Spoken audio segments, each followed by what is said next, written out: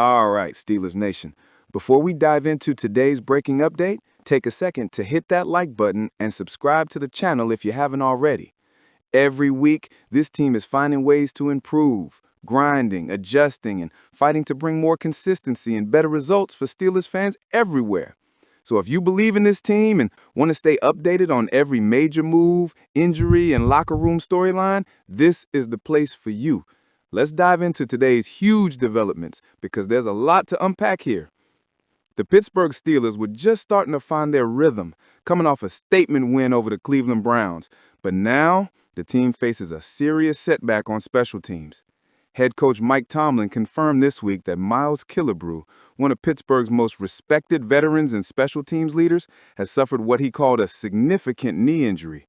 It's unclear how long Killebrew will be sidelined, but Tomlin has already ruled him out for Thursday night's matchup against the Cincinnati Bengals. According to ESPN's Brooke Pryor, Killebrew went down while covering a kickoff against the Browns. It was a scary moment. He couldn't put any weight on his right leg and had to be helped off the field before being carted to the locker room. For fans who follow this team closely, you know how big of a blow this is. Killebrew might not be a household name for casual fans, but among Steelers faithful, he's an absolute warrior. A two-time Pro Bowler and former first-team All-Pro on special teams, Killebrew has been one of the heartbeat players in that third phase of the game. He's not just a tackler, he's a tone setter. His leadership, discipline, and passion are a big part of why Pittsburgh consistently ranks among the NFL's most well-coached special teams units. Even though Killebrew hasn't played a defensive snap this season, his presence is felt every week. He currently ranks 4th on the team in special team snaps, and his absence is going to test the Steelers' depth in a big way. Pittsburgh isn't wasting any time looking for reinforcements. According to Aaron Wilson of KPRC2, the Steelers hosted George Odum for a free agent visit on Tuesday. Now, for those who might not know much about Odum, this guy is no ordinary replacement. He's one of the best special teams players of the past decade. The 31-year-old has split his career between the Indianapolis Colts and the San Francisco 49ers, earning first-team All-Pro honors in 2020 and second-team All-Pro in 2022. He missed some time after undergoing elbow surgery this offseason, which ultimately led to his release from San Francisco in July. But reports suggest he's now healthy and ready to contribute immediately. If Pittsburgh signs him, it would be a seamless fit. A veteran player known for high-effort, smart, physical special teams play. Basically, another Steelers-style guy, and that's exactly what they need with Killebrew out indefinitely. The Steelers have built a culture where special teams matter. It's not just about offense and defense in Pittsburgh. It's about field position, toughness, and accountability. That's what makes players like Killebrew and Odum so valuable. While the Killebrew injury is a setback, there's also some encouraging news from the defensive side of the ball, particularly when it comes to rookie defensive tackle Derek Harmon. Remember, after last season's collapse against the Baltimore Ravens, when the Steelers' defense gave up nearly 300 yards rushing in the playoffs, it was clear that something had to change. The team vowed to get bigger, stronger, and more physical up front. That's why the Steelers used their first-round pick in the 2025 NFL Draft, 21st overall, on Harmon, a massive, athletic lineman designed to anchor the trenches and stop exactly what haunted Pittsburgh a year ago, the run game. At the time, the move raised eyebrows. Many fans wanted Omar Khan to chase a quarterback, but the Steelers saw something bigger, a chance to rebuild their defensive identity from the inside out. And so far, that gamble looks like it's paying off. Harmon impressed all summer during training camp and preseason, showing a rare mix of power and burst for his size. But then came a scare. A knee sprain in the final preseason game had fans holding their breath. Thankfully, it wasn't serious. Harmon missed just the first 2 games of the season and returned in Week 3 against the New England Patriots, immediately making his presence felt with a sack in his NFL debut. Since then, he's been a difference maker. Through just 3 games, Harmon already has 2 sacks, multiple tip passes, and has consistently drawn double teams that free up other defenders. The numbers speak for themselves. In the first 2 games of the season, before Harmon debuted, the Steelers were giving up an average of 149.5 rushing yards per game. That's unacceptable for a franchise built on defense. But since Harmon joined the lineup, that number has dropped to just 84 rushing yards per game. That's a 65-yard improvement, and is no coincidence. Harmon's strength at the point of attack, along with his ability to disrupt passing lanes, has given Terrell Austin's defense the kind of interior presence they've been missing since the peak days of Cam Hayward and Stephon Tuitt. On Tuesday, Austin spoke to the media about the rookie and didn't hold back his excitement. He said, big ceiling. He's going to be a stud in this league. You can already see it. And honestly, Steelers Nation, he's right. The tape doesn't lie. Harmon's combination of motor, instincts, and physicality is exactly what this defense needed to get back to its roots: fast, violent, and relentless. Now the focus shifts to Week 7, as the Steelers travel to Cincinnati for a huge AFC North showdown on Thursday Night Football. It's not going to be easy. The Bengals are loaded with talent: Joe Flacco, Jamar Chase, T. Higgins, all capable of putting up points in bunches. But here's the thing. Pittsburgh's defense has been trending up at the right time, and Derek Harmon is a major reason why. If he can continue collapsing the pocket and controlling the middle, it's going to make life a lot easier for T.J. Watt, Alex Highsmith, and the rest of that pass rush. Meanwhile, losing Killebrew means the special teams unit will have to tighten up.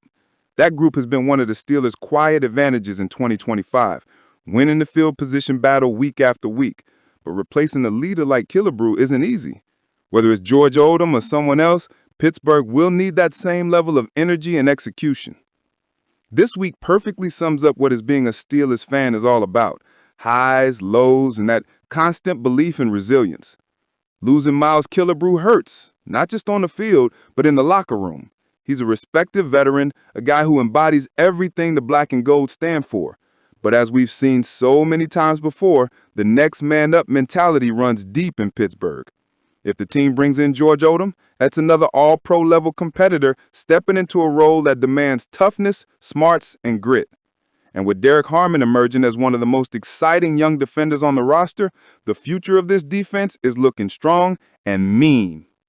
Calvin Austin's story is one that fits perfectly with Pittsburgh's blue-collar identity.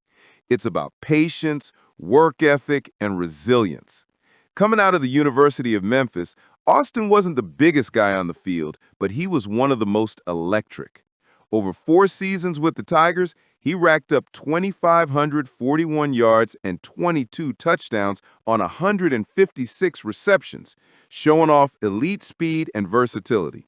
When the Steelers drafted him in the 4th round of the 2022 NFL Draft, the hope was that his explosiveness could become a game-changer in Matt Canada's offense.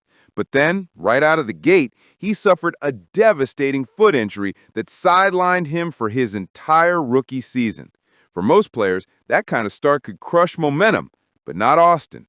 He came back hungry in 2023, appearing in all 17 games, catching 17 passes for 180 yards and a touchdown. Modest numbers? Sure.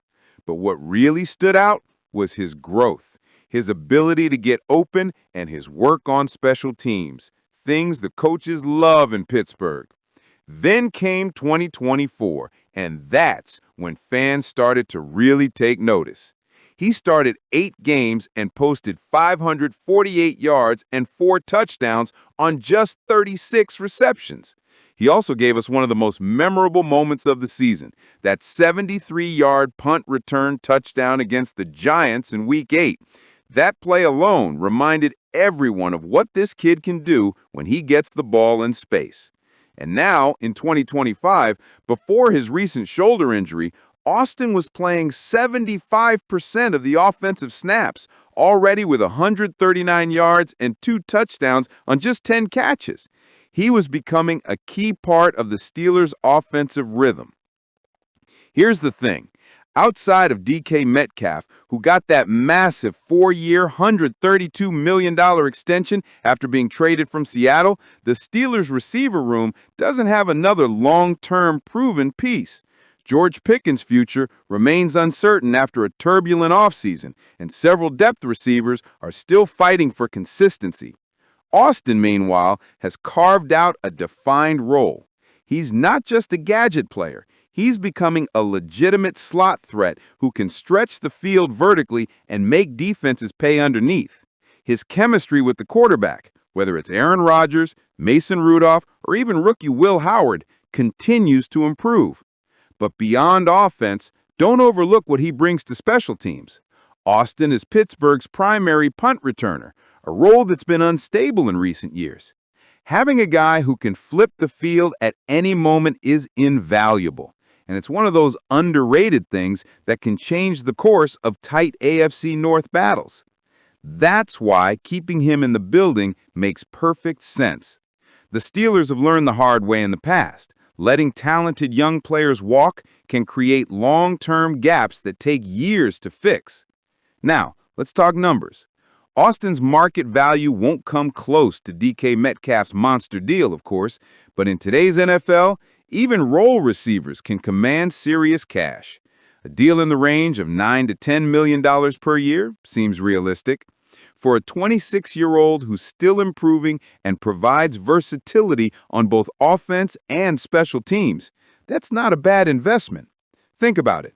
The Steelers have always prioritized rewarding homegrown talent, from Alex Highsmith and Pat Freiermuth to Najee Harris in earlier discussions.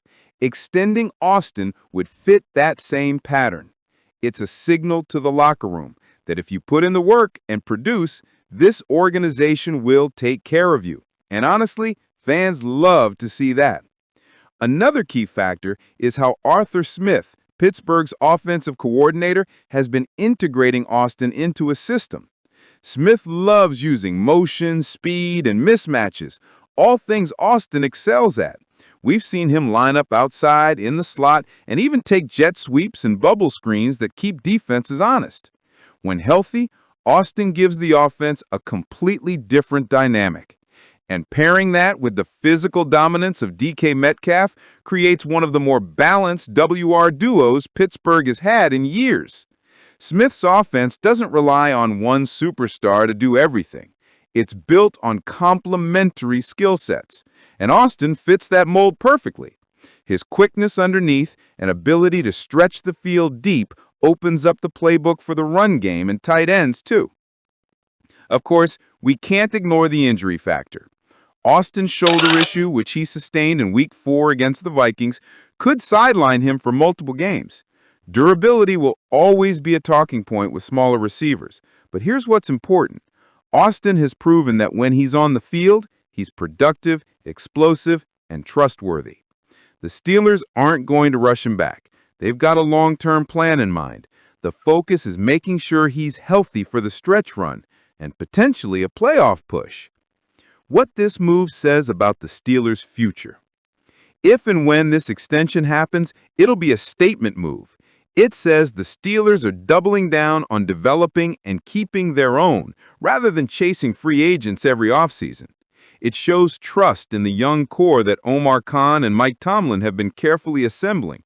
Between DK Metcalf's veteran leadership and Austin's rising role, Pittsburgh's wide receiver group could quietly become one of the AFC's most balanced units heading into 2026. So Steelers Nation, I gotta ask you, how worried are you about losing Miles Killebrew? And what are your early impressions of Derek Harmon now that he's making such a big impact on this defense? Do you think Omar Khan should move quickly to sign George Odum or give the young guys already on the roster a chance to step up? Drop your thoughts in the comments. Let's get this debate going. And before you head out, make sure you smash that like button, subscribe to the channel, and turn on notifications so you don't miss any of our Steelers coverage, from breaking injury updates to exclusive analysis and locker room reactions. We're in this together, Steelers family. Let's see how this team fights through adversity, just like they always do. Here we go, Steelers Nation. See you in the next one.